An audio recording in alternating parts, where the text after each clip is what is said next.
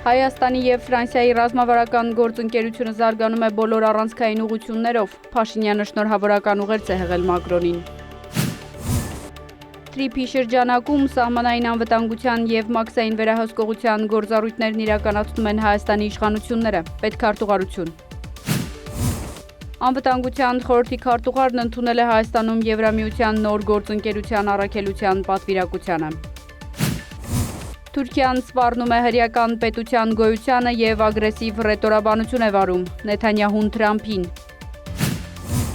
Միացյալ Նահանգները և Իրանը փոխադարձ հարվածներ են հասցրել։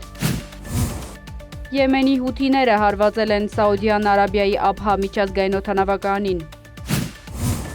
Ուկրաինայի հարցը չպետք է ստվեր գցի ռուս-ադրբեջանական հարաբերությունների վրա, Պեսկով։ Լիբանանն ու Իսրայելը վերսկսել են բանակցությունները Հռոմում։